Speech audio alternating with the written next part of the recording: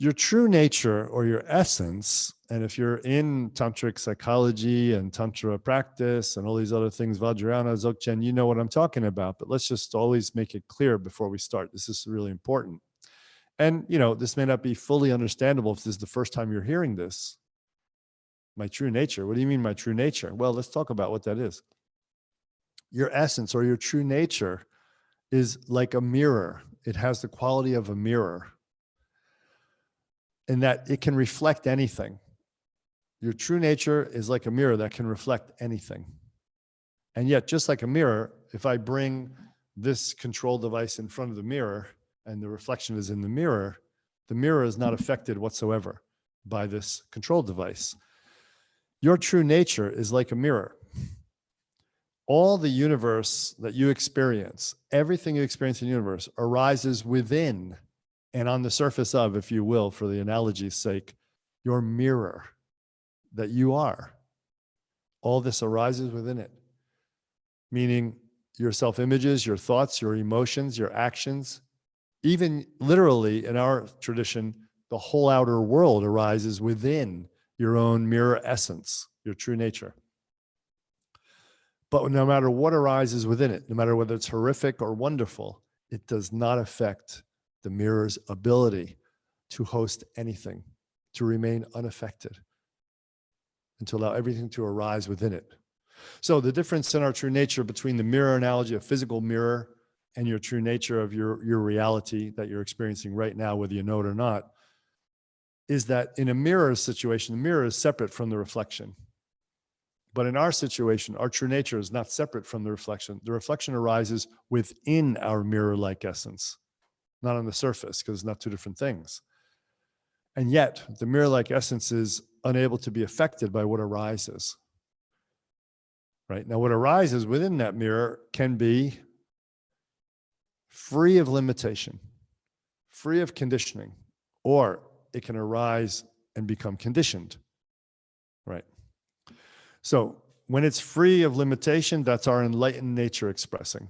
That's our true nature expressing. Our svasvarupa in Sanskrit, our self form, or our rigpa in Tibetan, our essential nature, right?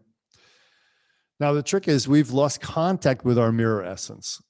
This is why we're online right now learning about the six realms. And that's what's so wonderful about it. We need these teachings because we've actually lost contact with our own essential nature. It sounds quite strange, but we all know that sometimes we get lost, like we don't even know who we are on a personality level. We do something outside of our normal personality, outside of our normal characteristic mode of behavior. So if that can happen, certainly we can lose track of and become unaware of our own true essence nature. So we've lost contact with that mirror essence quality that we really are at our core. And what happens is we start to think that we are one of the reflections in the mirror. So imagine if the mirror began to identify with the reflection in the mirror, and the mirror lost the identity of itself as that which hosts everything and allows things to arise within itself.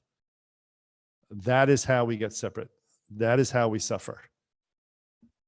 We begin to identify ourselves as the reflection and forget about the mirror. That's what we did. That's how we got here. That's the anavamala if you're into Shaivism. Okay? We forget. We don't have a sense of our mirror-like nature. And this lack of knowledge of our true nature, Jnanam Bandha, if you like the Shiva Sutras, we're big fans of Shiva Sutras.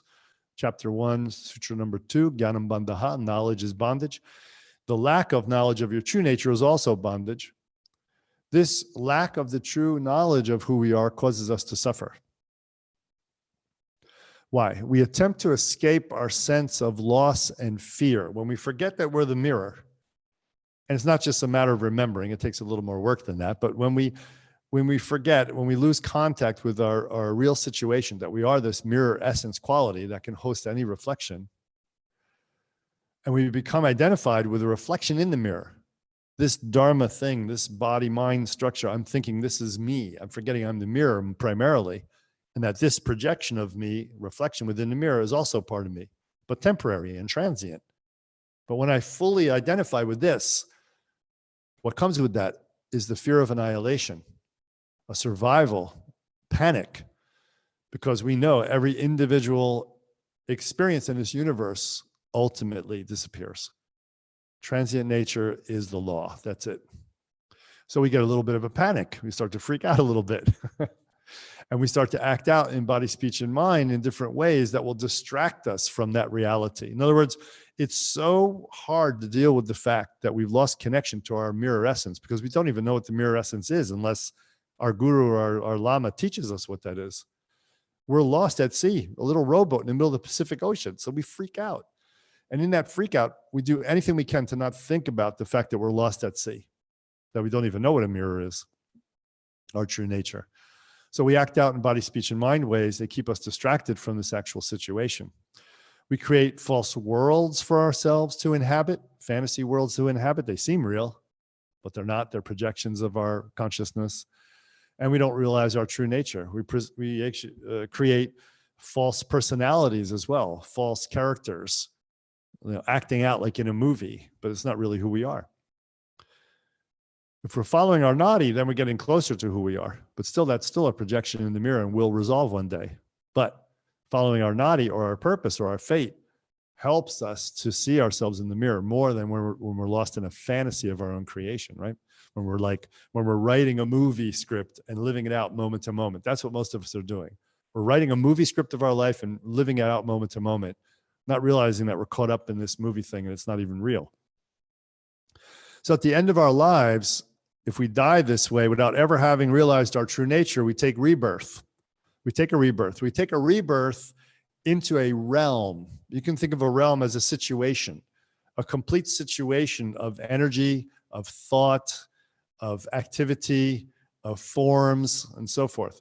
We take a rebirth into an environment that is analogous to our predominant mental emotional fixation at the time of death, right? And pretty much if you do our death and dying teachings in Trikamasa Yoga, you know this one over and over again. It's what you've done your whole life that adds up at that moment. Now, to go in, now we know what our nature is about here a little bit. And we know that we take activities of body, speech, and mind and patterns of those activities to buffer that experience of not being connected to our mirror nature, our essence, our Shiva nature, whatever you want to call it. And what happens is we have 6 ways that our energy can pattern itself: our consciousness, our thinking, our feelings, our emotions, our impulses, our motives, and the actual activities we take are easily categorized into 6 categories. This is the beauty of this teaching. It's very handy, you know? So there are 6 clearly defined mental emotional patterns that we identify with in place of, it's too much to say in place of knowing our true nature. That's true. When we're enlightened, it'll be, we'll know that. But it's in place of, on a relative level, present moment awareness. When we remain in very clear present moment awareness, and of course, present moment awareness can be divided into layers and layers of what is really clear and bright present moment awareness versus what is, just starting to be aware, right? Like an amoeba. So if we have real present moment awareness, without grasping any kind of self-image at that moment, for that one moment, we can say we're in PMA, or present moment awareness. And we're not grasping at self-images. We're not resisting anything. We're not resisting any pain or suffering. We're not grabbing towards anything pleasurable or comfortable, just right in the middle. Everything is just happening as it is all around us. It's wonderful, involving us, but we're not grasping and we're not pushing away. Raga, dvesha, just like way back in classical yoga. No grasping, no pushing away. Okay. So if we are in that present moment awareness, we're not in a 6 realm fixation. But here's the thing. As soon as we leave that, and boy, do we leave it quickly. We get distracted really easily as human beings, right? Oh, there's a nice soft pretzel. That looks good. Gone, right?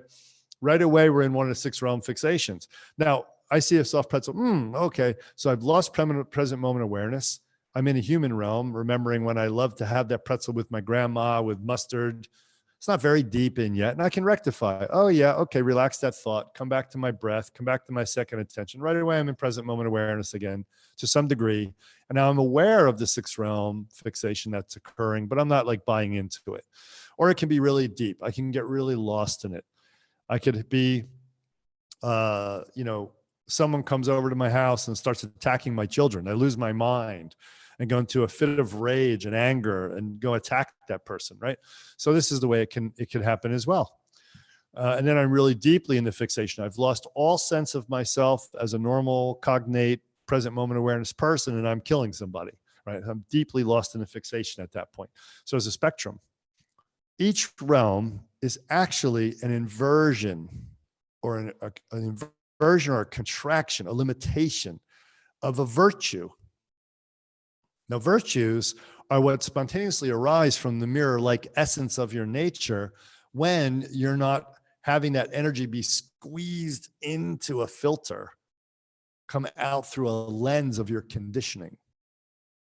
Karmic conditioning. What kind of karmas? Past life karmas, ancestral karmas, karmas accumulated during this lifetime. Those are the three types of karmas we have. It covers them all, right?